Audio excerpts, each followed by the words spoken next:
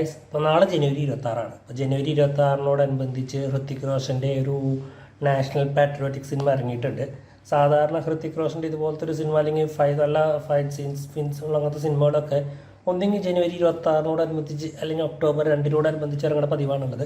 ഇത്തവണയും ആ പതിവ് തെറ്റിച്ചിട്ടില്ല. അപ്പോൾ ഫൈറ്റർ എന്ന സിനിമയെക്കുറിച്ചാണ് പറയുന്നത്.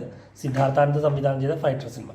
അപ്പോൾ പുൽവാമ നമ്മൾ 2019 ഫെബ്രുവരി 14 നമ്മുടെ രാജ്യത്തെ നടക്കിയ പുൽവാമ അറ്റാക്കിനെ ബേസ് ചെയ്തിട്ടുള്ളാണ് കഥ പോകുന്നത്.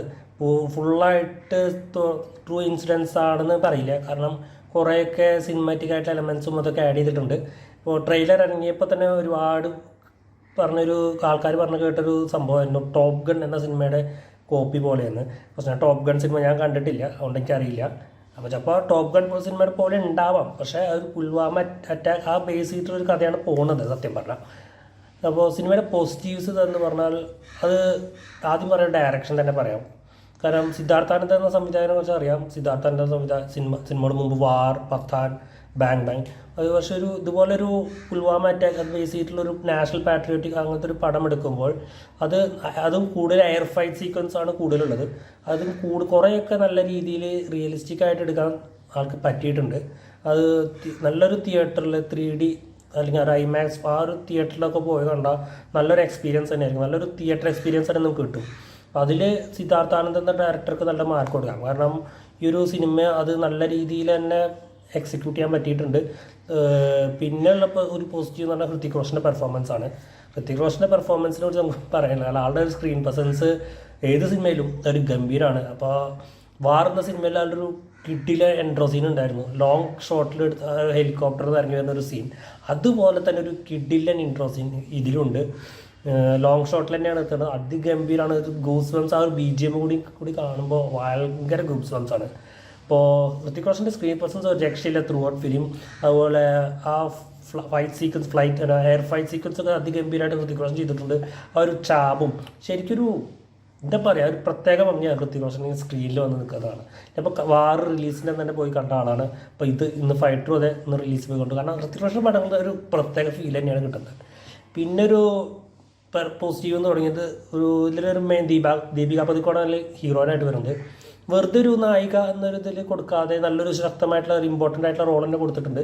അത് ദീപിക പദുക്കോൺ നല്ല രീതിയിൽ ചെയ്തിട്ടുണ്ട്. അപ്പോൾ ഹൃത്തിക് റോഷൻ ദീപിക പദുക്കോൺ അധികം റൊമാൻസ് സീൻസ് ഒന്നും അധികം കൊടുത്തിട്ടില്ല.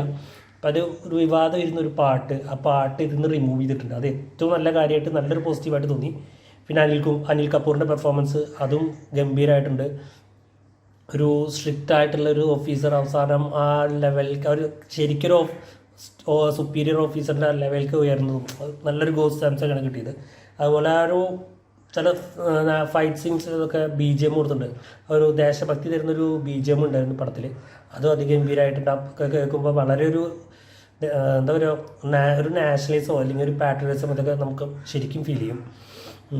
പിന്നെ എനിക്കൊരു നെഗറ്റീവ് പിന്നെ പോസിറ്റീവ്സും പിന്നെ അഭിനയിച്ചൊരു എല്ലാ ആൾക്കാരും നല്ല രീതിയിൽ തന്നെ ചെയ്തിട്ടുണ്ട്. ആരും എടുത്ത് പറയാം മോശം എന്ന് എടുത്ത് പറയാനില്ല. എല്ലാവരും അത് കുറേ ആൾക്കാരെ പേരൊന്നും അറിയില്ല, എല്ലാവരും അതിഗംഭീരമായിട്ട് തന്നെ ചെയ്തിട്ടുണ്ട്. വലിയ പോസിറ്റീവ് എന്ന് പറഞ്ഞാൽ ഇമോഷണൽ സീൻസാണ്. ആ ഇമോഷണൽ സീൻസ് നമ്മളെ ആ സിനിമയിലേക്ക് കണക്ട് ചെയ്യണതിൽ വലിയ പ്രാധാന്യം വഹിച്ചിട്ടുണ്ട്. ഏതൊരു സിനിമയിലും ആക്ഷൻ സിനിമയിലും ഇങ്ങനത്തെ ഒരു നാഷണൽ പാട്രിയോട്ടിക് സിനിമയാണെങ്കിലും അത് നമുക്ക് കണക്ട് ചെയ്യണമെങ്കിൽ അതിലൊരു ഇമോഷണൽ അല്ലെങ്കിൽ ആ ഇമോഷൻ നമുക്ക് കാണുന്ന ഒരു പ്രേക്ഷകനിലേക്ക് നന്നായിട്ട് കണക്ട് ചെയ്യണം.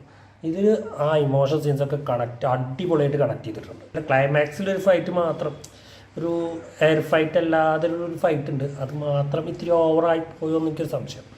മൊത്തത്തിൽ നോക്കുമ്പോൾ ഒരു പൈസ വസൂൽ പടം തന്നെയാണ്. അടിപൊളി സൗണ്ട് സിസ്റ്റമുള്ള തിയേറ്ററിൽ പോയി കണ്ടാൽ നിങ്ങൾക്ക് കാശ് വസൂലാണ്. കാരണം ഞാൻ ഇപ്പോൾ കണ്ടതൊരു അത്ര സൗണ്ട് സിസ്റ്റം അത്ര പോരായിരുന്നു. 3D ആണ് കണ്ടത്. അപ്പോൾ ആ 3D അല്ല ഐമാക്സിൽ നല്ല തിയേറ്ററിലൊക്കെയാണ് പോകണമെന്ന് വെച്ചാൽ നല്ല എക്സ്പീരിയൻസ് ആണ്. ആ എയർ ഫൈറ്റ് സീക്വൻസ് ഒക്കെ അതിഗംഭീരമായിട്ട് തന്നെയാണ് ഷൂട്ട് ചെയ്തിരിക്കുന്നത്. അപ്പോൾ നിങ്ങളെല്ലാവരും പടം കാണാത്തവർ തിയേറ്ററിൽ തന്നെ പോയി കാണാം. അത് നല്ല അടിപൊളി തിയേറ്ററിൽ പോയി കണ്ടാൽ അത് അതിഗംഭീരമായിരിക്കും. അപ്പോൾ ഓക്കെ, താങ്ക് യു.